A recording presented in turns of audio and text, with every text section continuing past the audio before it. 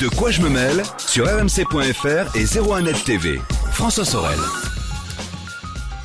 Un grand merci d'être là. Comme chaque week-end, c'est De quoi je me mêle, toute l'actualité des nouvelles techno. Et maintenant, on va aborder un sujet que forcément vous abordez vous aussi à la maison, en famille, entre amis. On va parler de smartphone et on va parler de deux univers qui s'affrontent depuis des années. D'un côté iOS, donc tout l'univers Apple, et puis de l'autre côté l'univers Android avec des marques à la fois coréennes, chinoises et autres. Et c'est vrai que c'est forcément un sujet de discussion animé à la maison. Vous l'avez sans doute remarqué. Y en a qui disent moi je préfère Apple parce que Apple c'est plus joli, c'est plus intégré. Il y a AirDrop, il y a plein de fonctionnalités que tu n'as pas chez Android. Et puis après, vous avez les détenteurs de téléphones Android qui, eux, évidemment, ne vont jurer que par leur appareil, parce que c'est vrai que l'innovation, aujourd'hui, elle est du côté de chez Android, du côté de chez Samsung, du côté de chez Huawei. Et on va en parler, et on va essayer, sans animosité et sans trop de, d'émotion, d'évoquer ce sujet, parce que c'est un sujet, malgré tout, assez clivant. Comment passer d'un système à l'autre? Comment passer d'iOS à Android? Et comment peut-être aussi passer d'Android à iOS? Et j'ai décidé d'inviter, en fait, deux personnes que vous connaissez, qui ont vécu cette expérience, qui sont passés en fait de l'autre côté de la force. Alors tout dépend de quel côté on se place, mais c'est un peu ça. Nicolas Lelouch est là. Bonjour Nicolas. Bonjour François. Journaliste à 01net.com, et puis à mes côtés Raphaël Grabi. Salut Raph. Salut François. Alors que Raphaël, que vous connaissez si vous êtes un fidèle des RMC, puisqu'il m'accompagne chaque samedi matin dans notre rendez-vous Vie numérique. Et je voulais vous avoir tous les deux parce que, justement, vous êtes les cas particuliers d'utilisateurs de smartphones qui sont passés d'un univers à l'autre. Alors, Raphaël, toi, tu es passé de l'univers Android à iPhone, c'est ça. Et Nico, toi, c'est l'inverse. Au départ, tu étais fan, et tu es toujours fan de l'écosystème Apple, mais de par ton métier, parce que tu es journaliste spécialisé dans les smartphones, tout à fait. Tu testes maintenant des smartphones Android, et donc forcément, tu es passer en fait de l'autre côté pour pouvoir bien comprendre l'écosystème, parce que tu testes aujourd'hui exclusivement des smartphones Android. Exactement. C'est ça. Et à un moment, je me suis laissé tenter moi-même sur mon utilisation perso et j'ai switché vers Android. Et bien voilà. Et bien alors on va peut-être commencer par toi justement. Le fait de passer du côté d'iOS vers Android, est-ce que ça a été déjà compliqué? Est-ce que ça a été un crève-cœur? Est-ce que finalement c'était pas si difficile que ça? C'est compliqué. J'en avais fait un article d'ailleurs, que je crois qu'il s'appelait Pourquoi passer d'iOS à Android est un cauchemar, au moment où ça s'était fait, puisque je me suis rendu compte d'une chose. Déjà, il y a deux cas quand on passe d'iOS à Android. Il y a celui qui a un iPhone pour avoir un iPhone, mais qui n'utilise pas forcément les services Apple, et il y a celui que j'étais, qui utilise à peu près tous les services Apple. Donc en l'occurrence, Apple Photos, les iMessage, qui utilise iCloud pour gérer ses mails, pour gérer ses données, et qui se retrouve en fait, quand il arrive sur Android, avec rien qui ne fonctionne. Surtout si on a un Mac, par exemple. Surtout si on a un Mac, voilà, si on a l'écosystème Apple, c'est compliqué. C'est sûr qu'à partir du moment où on est dans l'écosystème Apple, on a des gros problèmes. En l'occurrence, par exemple, ma boîte mail qui est sur iCloud, je me suis rendu compte que pour la configurer sur Android, c'était absolument presque impossible, dans le sens où il faut que j'aille sur mon compte Apple, que je génère un mot de passe spécifique à une application sur Android, et ça ne me permet pas d'avoir tout mon contenu, j'ai pas tous mes alias qui sont synchronisés, je perds quelques informations, donc c'est vraiment frustrant comme expérience, et on se rend compte que finalement on a vite envie de revenir à l'iPhone pour retrouver l'expérience entière, donc c'est compliqué de faire ce switch-là. Maintenant, quand on l'a fait et quand on est complètement passé à Android, c'est presque l'inverse qui est devenu impossible, puisqu'il y a plein de choses qui sont possibles aujourd'hui sur les smartphones Android de dernière génération, qui ne sont pas présents sur l'iPhone, et donc à l'heure actuelle, je suis bien content d'être passé de ce côté-là. Donc tu es ravi en fait d'être passé d'iOS à Android. Oui, sincèrement, je pense que c'était un bon choix. Déjà, c'est spécifique à mon métier, oui, celui de tester les smartphones Android et d'être représentatif justement de ce que veulent les gens. Et donc, c'est très important que moi, je sois vraiment Android, que je connaisse vraiment bien les produits et que je ne sois pas juste sur une plateforme pour le boulot et qu'après je rentre chez moi sur une autre. Maintenant, oui, à titre personnel, je trouve qu'on peut faire énormément de choses sur Android qu'on ne peut pas le faire sur iOS aujourd'hui. C'est aussi vrai dans l'autre sens, on en parlera très certainement avec Raphaël, mais je suis plutôt épanoui sur cette plateforme-là et je trouve qu'il y a énormément de choses. Alors Raphaël, moi je me souviens, ça fait quelques années qu'on se connaît, et c'est vrai que je t'ai connu sous Android, et puis d'un coup, qu'est-ce qui s'est passé ? Tu es passé sur iOS. Oui. Moi, je me souviens très bien d'une histoire que tu m'avais racontée. Tu étais allé à New York et tu t'étais acheté ton premier iPhone, je crois bien. J'avais acheté l'iPhone 7. Voilà. Je m'étais acheté à 5h du matin parce que là-bas, l'Apple Store est ouvert 24h sur 24. Ouais, c'est ça. Et j'avais trouvé ça magnifique d'acheter mon iPhone à l'Apple Store à New York à 5h du matin parce que pourquoi pas. Là, Parce d'un que coup, c'est t'étais l'Amérique. t'étais passé Apple fanboy, quoi. Le mec, il va à 5h du mat. Je m'y attendais pas. Non, en fait, mais tout ça, en fait, et c'est assez transparent. Pourquoi ? Parce que je testais, donc, comme Nico, tous les smartphones Android. Et je sais plus pour quelle raison, j'avais dû faire un test sur un iPhone, sur l'iPhone 7 justement, que j'avais reçu. Et finalement... C'était quoi, pour la photo, enfin pour une fonctionnalité Une fonction de particulière? l'iPhone, franchement, je me souviens même plus ce que Ouais. c'était. Mais ce qui fait que j'ai reçu un iPhone et donc j'étais sur Android depuis quasiment toujours. Moi, j'avais eu le LG G2 qui était un smartphone que j'adorais. Après, je m'étais acheté le Samsung Galaxy S6 qui, pour moi, qui était une révélation encore. J'adorais Android, surtout en photo. Et j'ai commencé à utiliser cet iPhone 7 qu'on m'a prêté pendant une semaine. Et j'étais à peu près séduit. Et du coup, j'ai fait un article sur ZeroNet, je m'en souviens très bien, où j'ai dit, voilà, à la fin, fan d'Android, j'ai essayé l'iPhone pendant une semaine. Et j'ai été presque séduit. En fait, je suis passé sur iOS parce que... alors déjà, contrairement à Nico, ce qui est intéressant, c'est que moi, je viens d'Android, donc du monde ouvert. Et donc, finalement, tous les problèmes que Nico a rencontrés pour transvaser ces données, ben moi, je les ai pas eus. Parce qu'en fait, moi, déjà, par mon métier, puisque je testais aussi les smartphones, il fallait que je change d'appareil toutes les semaines. Et toutes les semaines, il fallait que j'ai un appareil que je puisse utiliser comme mon smartphone. Et donc, du coup, j'ai pris l'habitude de tout mettre dans le cloud, c'est-à-dire rien stocker sur mon smartphone. Oui, parce que de par ton métier, Et ben, je changeais d'appareil. tu étais obligé d'avoir un Donc, je téléphone pouvais pas fonctionnel, bien sûr. Exactement. Mmh. Et j'ai mis en place une petite, voilà, un petit process, mais qui est très simple. En fait, j'ai utilisé tous les outils du cloud Google, c'est-à-dire Google Photos pour mes photos, évidemment les mails, évidemment les contacts, tout, rien stocké sur le smartphone, ce qui fait que quand j'étais chez ZeroNet et que je testais un smartphone, une fois qu'il était sorti de la boîte, en 20 minutes, c'était comme mon appareil. Et ce qui fait que quand je suis passé à l'iPhone, je n'ai eu aucun problème. Et en fait, pour le moment, j'en ai tiré la conclusion, paradoxalement, même si Apple a un écosystème qui est très bien foutu, moi, mon expérience, qui est l'expérience que je préfère, c'est d'utiliser un iPhone avec tout l'écosystème Google, en fait. C'est-à-dire que j'utilise mon iPhone, j'adore cet appareil, j'adore l'interface, j'adore le clavier. Alors pour moi, il se trouve que c'est très bête, mais le clavier de l'iPhone est 1000 fois plus efficace. Alors c'est très personnel, j'écris beaucoup plus vite avec un clavier d'iPhone et au quotidien, ça me change la vie. Donc c'est aussi pour ça que je suis chez Apple. Mais c'est vrai que du coup, en utilisant évidemment Gmail, en utilisant Google Photos, en utilisant tout ça, eh ben, mon iPhone, j'ai pu transférer toutes mes données très facilement et démarrer sur l'iPhone. Et c'est vrai, après on va en discuter, mais pour moi, l'iPhone, c'est assez symbolique, mais il y a des petites choses comme ça sur Android qui me font préférer l'écosystème plus fermé d'Apple. Et c'est vrai que le fait de se dire, bon, on me sert tout comme ça, je l'utilise comme ça, c'est pensé comme ça, bah, c'est un peu comme au restaurant. Moi, quand je vais dans un grand restaurant et qu'il y a le chef qui a son plat, et ben, j'ai pas envie de lui demander de changer la sauce parce que j'aime pas. Je lui fais confiance, c'est lui qui a étudié ça, donc je lui fais confiance. Alors après, il y a des gens qui aiment bien se faire la cuisine Oui, eux-mêmes. bien sûr. Et là, c'est plus le cas d'Android. Nico, sûr, le chef Android te convient alors? Oui, mais d'autant plus que le smartphone qui m'a fait passer de l'autre côté, entre guillemets, de l'autre côté de la force, c'est le Pixel, celui que j'ai avec moi. Et c'est très étonnant, c'est différent de ce que dit Raphaël, dans le sens où il reproduit ce que fait Apple en verrouillant le système, mais du côté de Google. Donc c'est assez paradoxal, puisqu'en l'occurrence, j'ai switché sur Android avec un appareil fermé à la base.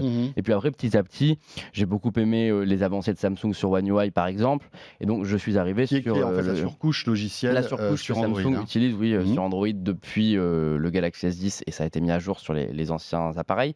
Et donc, c'est sûr que là, on a encore plus de possibilités, on se rend compte de la richesse de l'écosystème Android, de tout ce qu'on peut faire avec. Mais rien qu'avec un appareil comme le Pixel qui est fermé, je trouve que la réactivité, l'interface qui est vraiment propre, la qualité de l'appareil photo qui, je suis désolé, mais est meilleure que celle de l'iPhone aujourd'hui.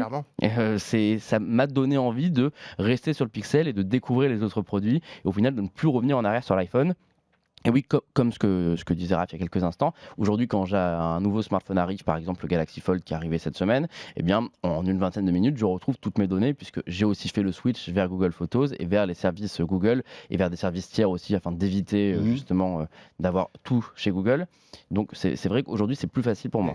Juste un mot sur la vie privée, parce que c'est vrai Ouais, que je pense que c'est important. c'est important, hein. Apple considère que la vie privée, elle est privée et que toutes les photos, enfin toutes les données qu'on stocke sur son téléphone doivent être protégées.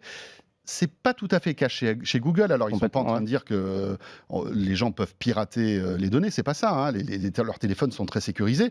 Mais en revanche, Google se sert de toutes ces données qu'on remonte pour pouvoir nous vendre de la publicité On a de la contextuelle, Il y a surtout- etc. Est-ce que c'est un argument, ça? Oui, complètement. Il y a surtout une immense différence entre Apple et Google, c'est que la plupart des choses sur un iPhone se passent sur l'iPhone. C'est-à-dire que les traitements dans les photos, les reconnaissances de visage, tout ça, ça va se passer dans le téléphone, alors que chez Google, ça se passe sur des Mais c'est la serveurs. fameuse enclave numérique, hein, Complètement, ouais. d'Apple. Et ce qui va se passer du coup, c'est que sur un iPhone, les résultats sont un peu moins bons que sur un smartphone Android.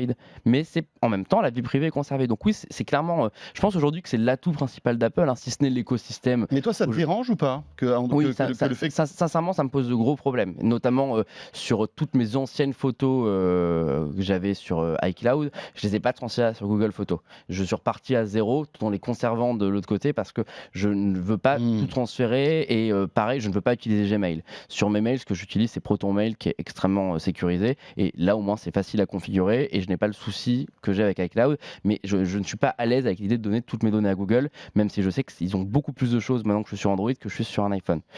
Mais oui, c'est évidemment un problème et aujourd'hui Apple a raison aujourd'hui Apple n'est Oui, de plus le meilleur communiquer sur la sur ce photo, n'est sujet-là. plus le meilleur sur beaucoup de domaines, mais donc du coup ils ont raison de jouer sur la sécurité pour rassurer les gens et pour faire de son écosystème le meilleur.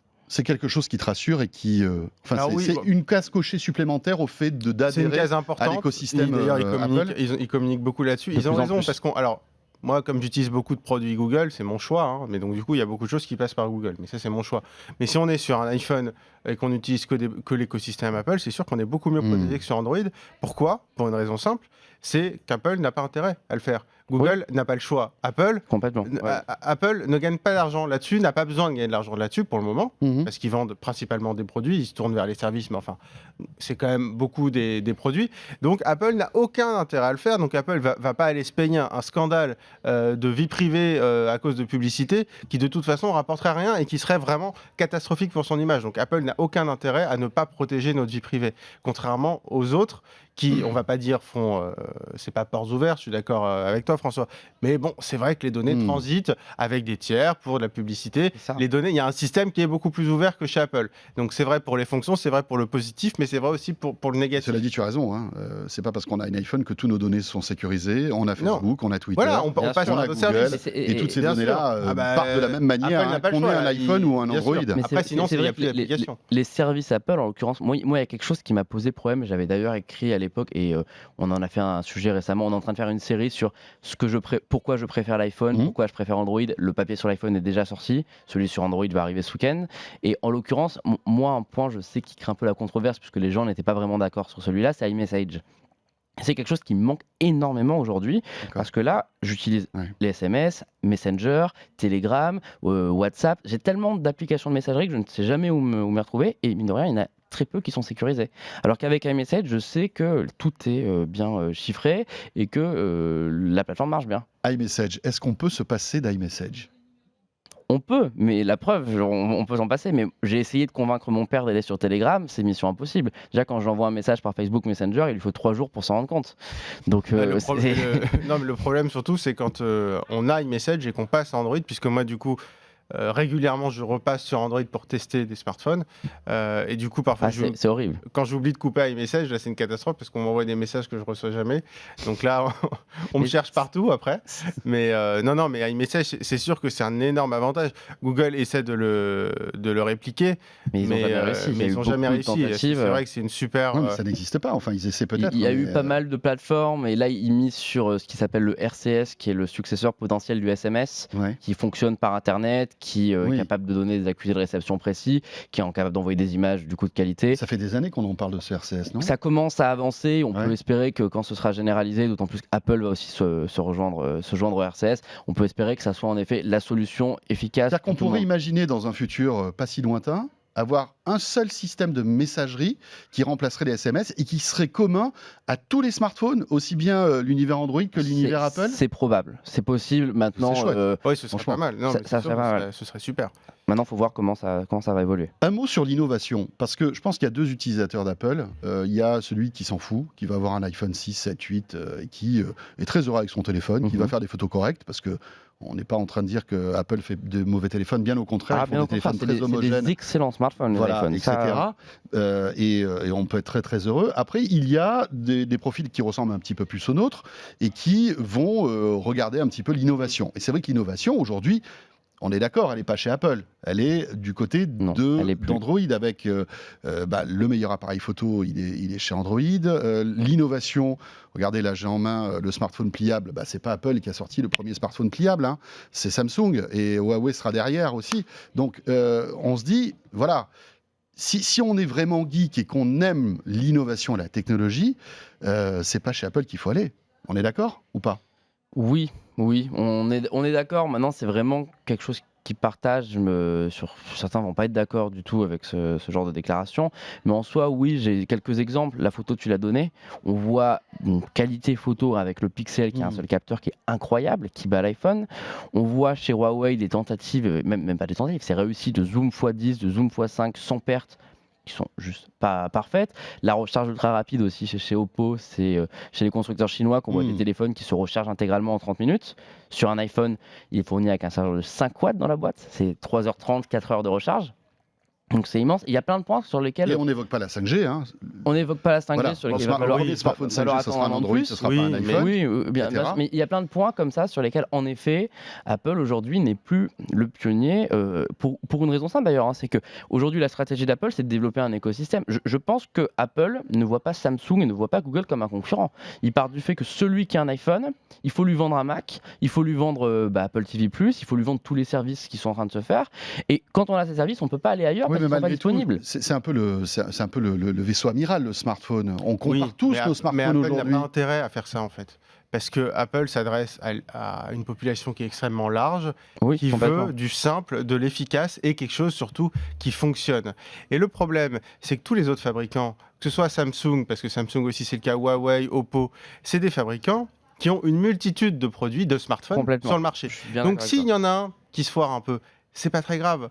Même Samsung, j'ai envie de dire, bon, le Galaxy S10, forcément, c'est le vaisseau amiral, mais ils peuvent se rater. Chez les fabricants chinois, c'est encore plus poussé, puisque eux, ils fabriquent carrément des séries, ils balancent un produit, après on n'en entend plus parler. Donc c'est un peu des one-shots des productions. Donc ils tentent, et c'est ça où c'est génial pour les amateurs de technologie, c'est qu'avec les fabricants chinois, ils tentent, ils en ont rien à faire, ils tentent. Et ça, c'est top. Comme c'est des outsiders, ils peuvent y aller. Oui, mais chez Apple, le problème, c'est que s'ils se foirent, c'est 65 millions de smartphones ou 70 millions, ou je ne sais pas, X millions de smartphones qui vont avoir un problème si vraiment il y a un souci technique. Il y a il y a une demande, une exigence des clients, des médias sur Apple qui est incroyable. On se rappelle de tous les petits scandales qu'il y a eu, qui parfois étaient gros, parfois ne l'étaient pas, mais le moindre problème chez Apple est scruté comme une attaque, comme un gros défaut et comme Apple est en faillite. Oui, donc, non mais par exemple, l'histoire de la batterie du Galaxy Note 7, pourquoi ? Parce que tu parles de charge rapide, mais parce que Apple ne veut pas prendre le moindre risque. Ne peut pas se le permettre. Bien sûr. Si il y a un problème de batterie comme ça chez Apple sur le nouvel iPhone, c'est catastrophique pour l'entreprise. Chez Samsung, c'est dramatique, mais ça ne remet pas. Apple, je pense que l'action peut chuter de 30%. Donc ce serait vraiment catastrophique. Et pareil, ensuite, pour par exemple le zoom du Huawei qui est exceptionnel, Apple ne peut pas se permettre de l'intégrer. Déjà, parce qu'ils devraient grignoter leur marge. Alors ça, c'est vrai qu'ils ont besoin de garder leur marge très importante, mais aussi parce qu'Apple veut aussi en garder sous le pied. Ils ont besoin d'en garder sous le pied à chaque fois pour les années suivantes. Et quand on fait un produit tel quel on va dire, qui correspond à 90% de la population, on n'a aucun intérêt à en changer. En fait, ce qui se passe, c'est que les autres innovent et Apple l'intègre à ses produits une fois que cette innovation fonctionne parfaitement. Pas toujours, hein, le Face ID, c'était une exclue Apple. C'est vrai. Ça a été les premiers à sortir cette techno. Mais quand ils font les AirPods, c'était les tout premiers.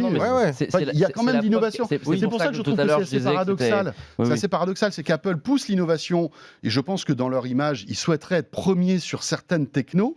Mais aujourd'hui, je trouve que l'écart se creuse entre une innovation assez molle chez Apple et du côté d'Android où là, C'est ça. ça fuse dans tous les sens. Oui, Il faut dire qu'il y a beaucoup plus d'acteurs aussi. C'est peut-être ça. Hein. C'est Oui. c'est vrai qu'on remarque quand même quelque chose, et c'est ce que tu dis avec Face ID, avec les AirPods, c'est que si Apple n'est pas celui qui innove tout le temps, c'est celui qui voit souvent le plus juste.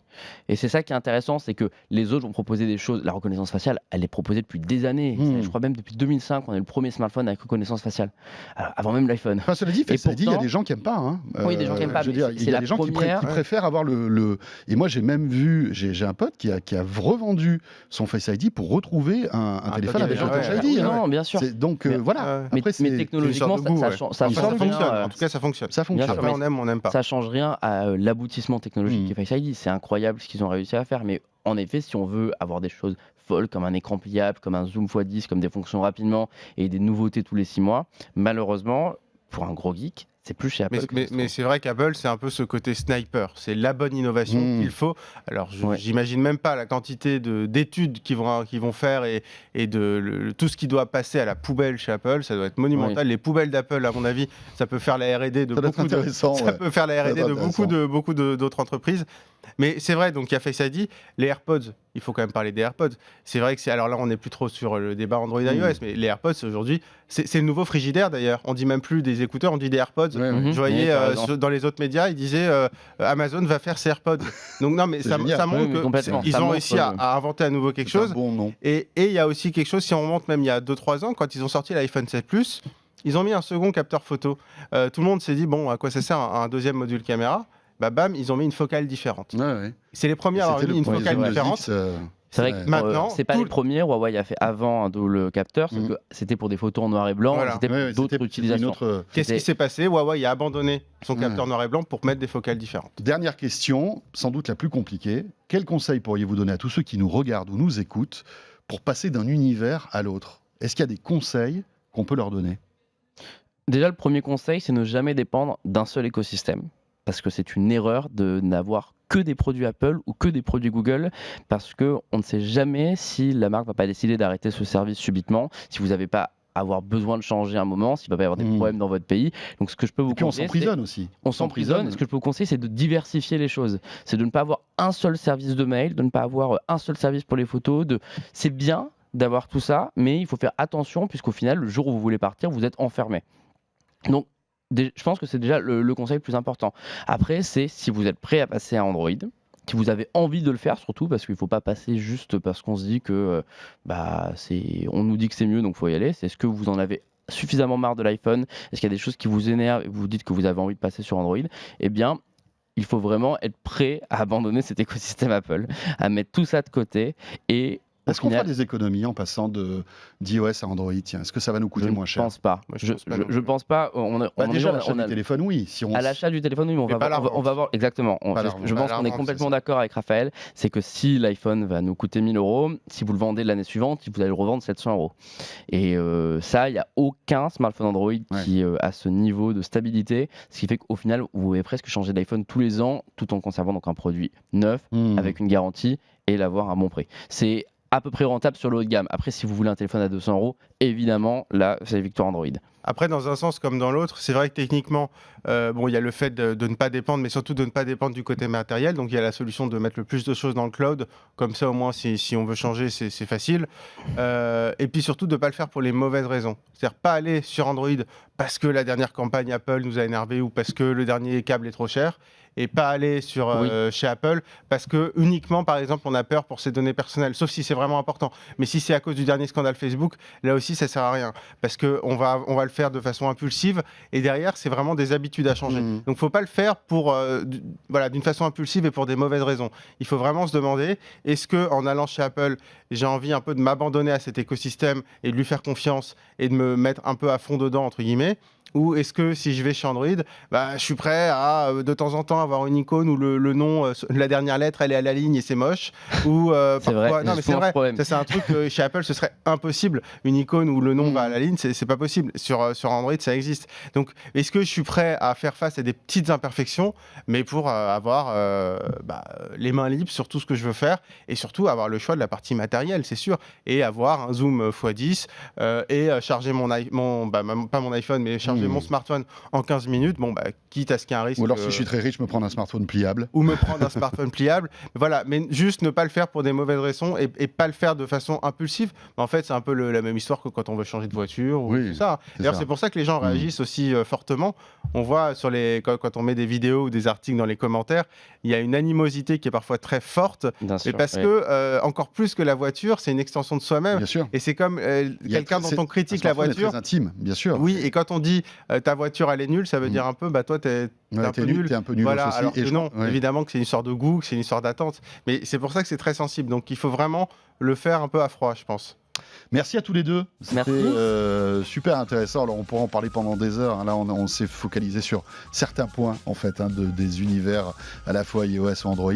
Merci à Nicolas Lelouch, qu'on retrouve sur zeronet.com. D'ailleurs, des articles sur ce sujet vous attendent sur zeronet.com. Oui. Et alors, Raphaël, qu'on retrouve à mes côtés chaque samedi matin, 9-10 dans la vie numérique. Et puis aussi sur BFM Tech. Et oui, sur le site BFM Tech. Voilà, où tu dois parler bien évidemment aussi de toute cette actualité. Évidemment.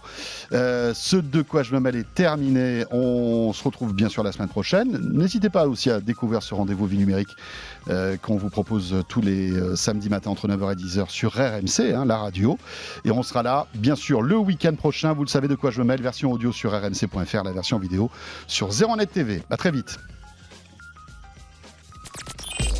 De quoi je me mêle sur rmc.fr et 01net TV.